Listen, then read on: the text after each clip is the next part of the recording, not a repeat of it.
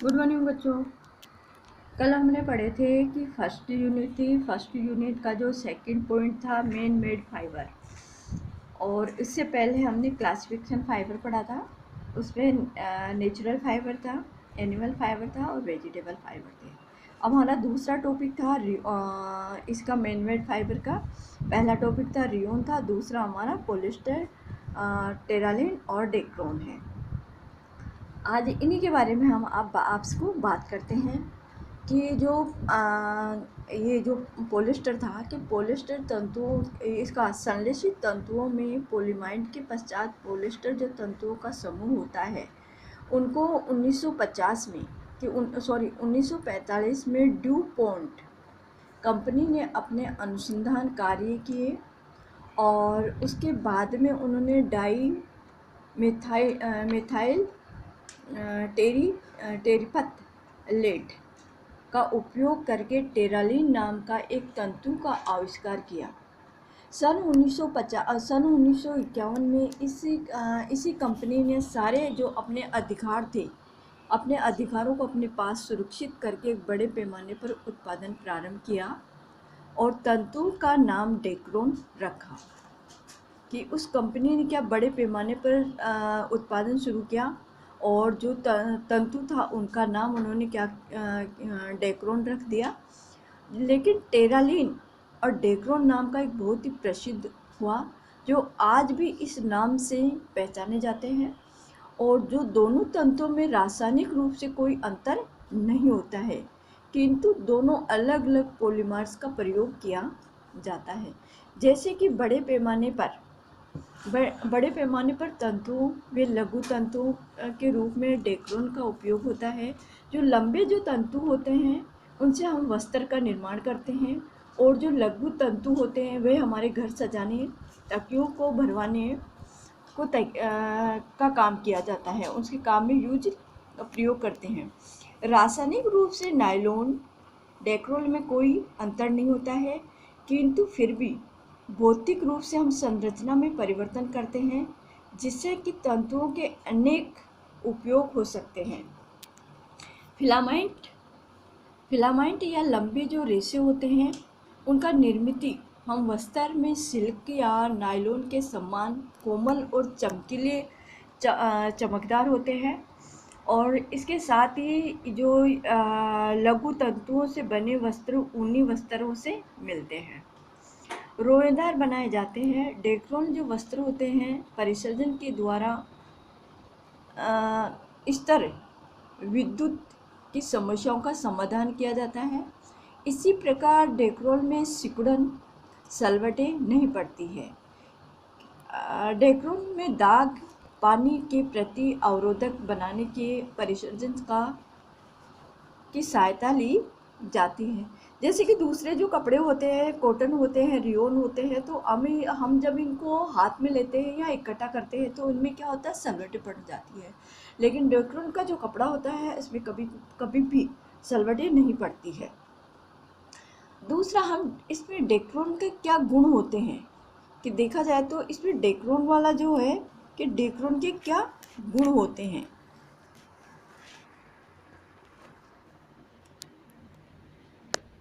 Dacron के गुण कि इसका पहला पॉइंट है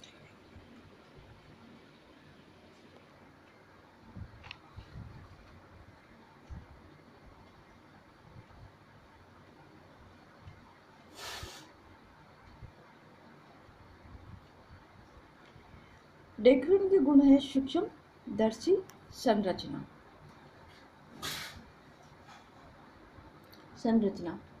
तो इसमें क्या है, डेक्रोन के जो तंतु होते हैं अनुदैर्ध्य कांटे देखने या जकड़न के समान गोल चिकना होता है, और ये अनुप्रस्थ काट में निर्मित रूप से गोलाकार होता है। ये नायलॉन के समान प्रदर्शित होता है कि ये जैसे कि हमारे पास ये है,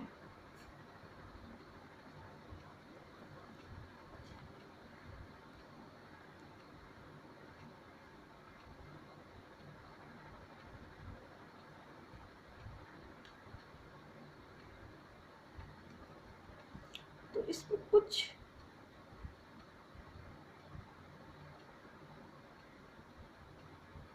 सूक्ष्मदर्शी जो संरचना इसमें दिखाई गई है कि इसका इस तरह से बनाया गया है कि डेक्रोन जो तंतु है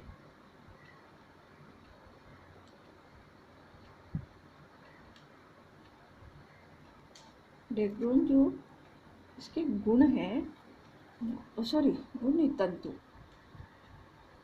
तंतु है। एक तो ये, दूसरा है इसका अनुप्रस्थ, सॉरी अनुदैर्घ्य,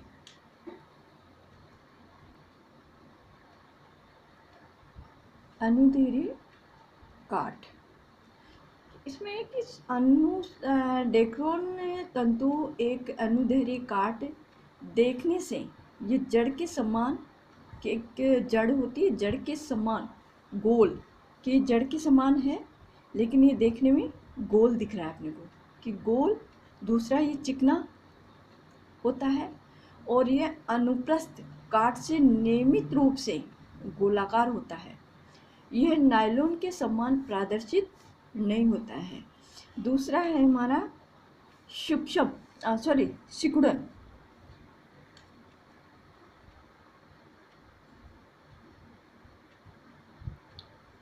सिकुड़न समता कि डेक्रोन सिकुड़न के पश्चात पुनः अपनी पूर्वी अवस्था में आ जाता है। कि ये क्या करता है कि जैसे सिकुड़ता है, सिकुड़ने के पश्चात धीरे धीरे जैसे सूखता है या अपनी किसी थोड़ी देर के लिए अपने इसको रख दिया जाता है, तो ये क्या होता है, अपनी पूर्व स्थिति में वापस आ जाता है।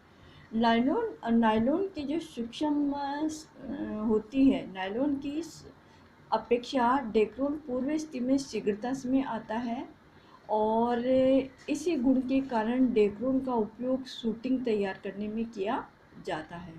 मामूली सी सिकुड़न पड़ने पर वह पूर्व स्थिति में शीघ्रता से आता है और जल अवशोषण क्षमता कम होने पर इस सिकुड़न के प्रति अवरोधक होने से इस तंतु का जो उपयोग अधिक आदर्शता वाले स्थानों में किया जाता है और ऊन से बने शूटिंग और गीली होने पर वे पसीने में सिकुड़ जाती है। परंतु डेक्रोन की जो शूटिंग है ये शिकायत नहीं होती है, इसमें शिकायत नहीं होती है। तीसरा हमारा जो टॉपिक है ताप, कि ताप चिरस्थायी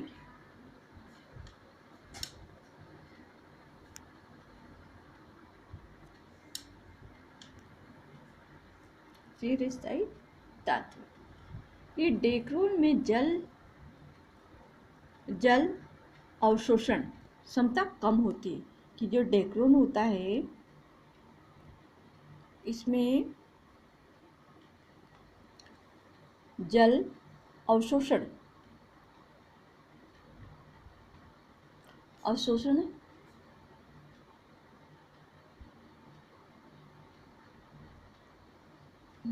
सॉरी कि नायलॉन, इसमें है कि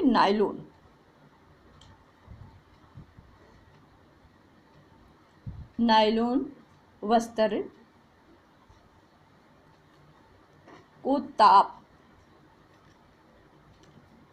स्तर करने के लिए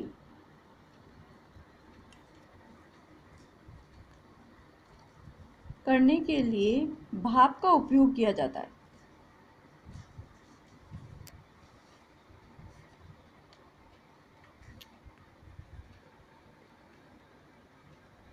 है। और जो डेक्रोन और पॉलिएस्टर वस्त्रों का जो ताप होता है चिरस्थायी के लिए यह 325 डिग्री से 450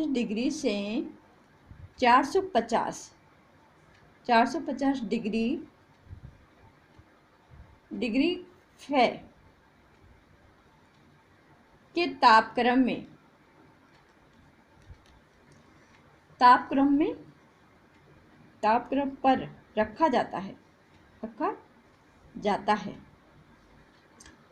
है एक बार यह प्रक्रिया कर लेने पर पुनः इसको गर्म करके 410 डिग्री फे तापमान चिर स्थायित्व को अन्य डिजाइनों में बनाया जा सकता है। हमारा चौथा टॉपिक है जल अवशोषण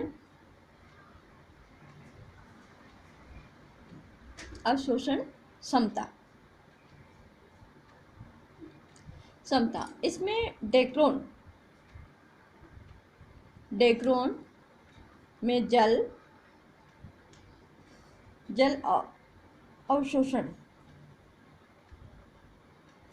अवशोषण क्षमता कम होती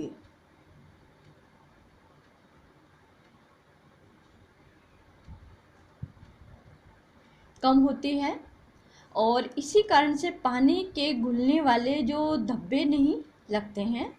वस्त्र धुलने के पश्चात शीघ्रता से सूख जाते हैं और तत्व के संपर्क में आने पर वस्त्र में शरीर की चिपके रहते हैं, आरामदायक नहीं होते हैं। जब तक वस्त्रों का विशेष परिसज के द्वारा परिकृत जो होता है, इसका परिकृत नहीं किया गया होता है तो डेक्रोन वाले वस्त्र में स्तर विद्युत अधिक बनती है, जिसके कारण वस्त्र पर गंदगी शीघ्रता से जम जाती है।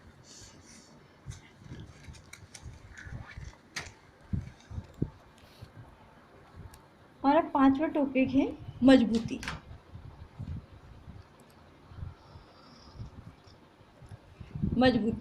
कि डेक्रोन को मजबूती सूखे और गीली अवस्था में बराबर होती है। कि डेक्रोन की जो मजबूती होती है इसकी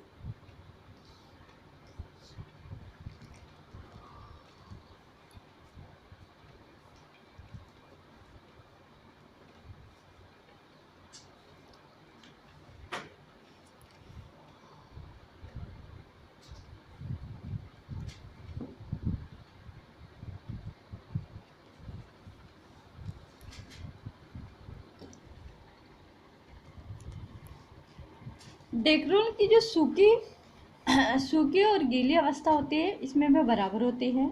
डेक्रोन को मजबूती ठंड होने पर खींचकर उत्पन्न की जाती है।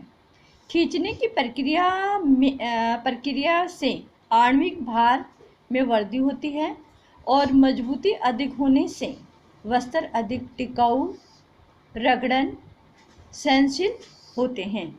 6 पॉइंट है हमारा कि प्रति स्कंद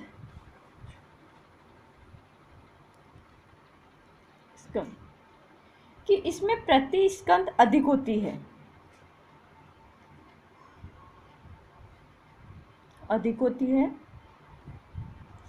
अधिक होने के कारण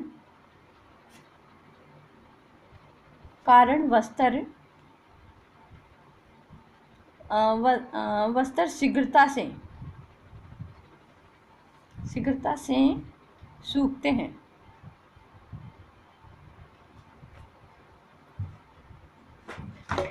सूखते हैं और जो ताप होता है,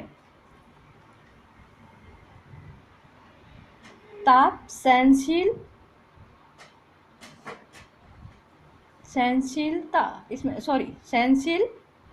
होते हैं।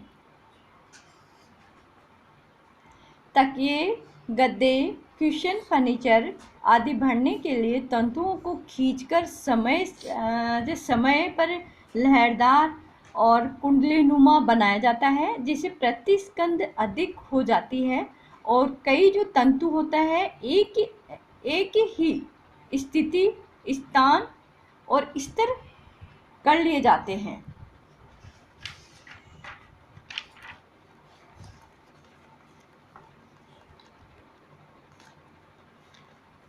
जैसे कि तकिए की भराई को गरम सुई के बीच में गुजारा जाता है जिसे डेक्रोन की रुई से गांठ नहीं पड़ती है। 7 पॉइंट है हमारा रासायनिक। रासायनिक एक जैविक।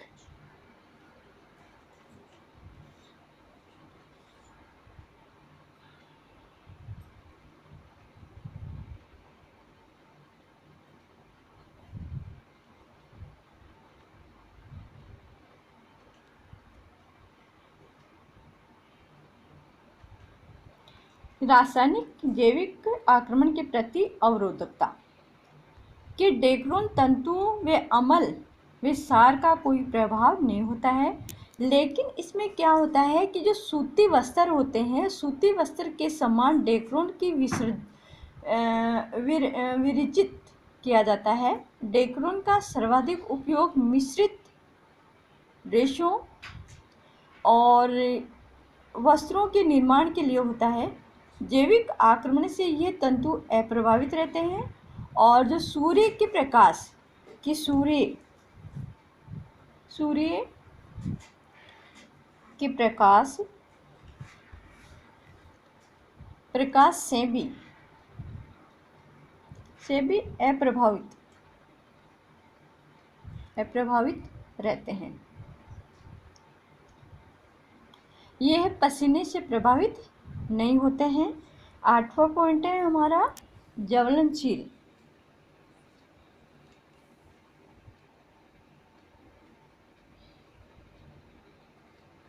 ज्वलनशीलता कि इसमें नायलॉन और डेक्रोन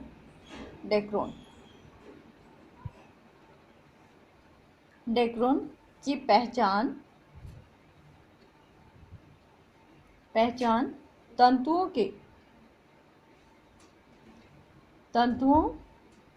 के जलने की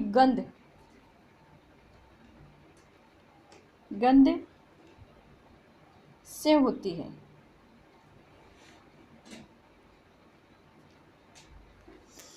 कि ज्वलनशील जो नायलॉन और डेक्रोन का जो कपड़ा होता है या जो रेशा होता है, उसको पहचानने के लिए हम क्या करते हैं, उन तत्वों को जलाते हैं और जलाने के बाद में उनकी जो गंध होती है, उनकी गंध से हमें ये पता करते हैं कि ये कौन सा कपड़ा है या क्या है। कि जलने के पश्चात जो डेक्रोन वस्त्र पिघल कर टपकने लगता है और तथा साथ ही कि प्रत्येक बूंद के साथ जलती हुई लपेटें भी गिरती है। कि जो डेक्रोन जो कपड़ा होता है उसकी पहचान बताते हैं कि जब डेक्रोन की जो कपड़ा या उसका रेशा जो होता है उसको जब जलाते हैं तो डेक्रोन के जो वस्त्र वाला जो होता है वो क्या पिघलने लगता है, और पिघलने के साथ साथ जब उसकी बूंद गिरती है तो उस बूंदों के साथ वो जलता हुआ या लपेटें गिरती है और इसके नीचे के पश्चात काली राख शेष रह जाती है। फिर हमारी रंगाई और छपाई।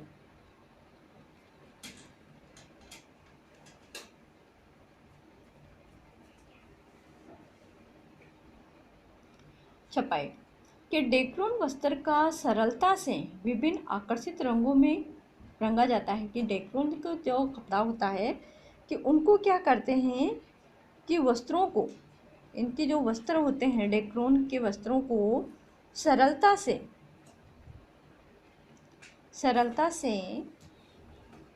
विभिन्न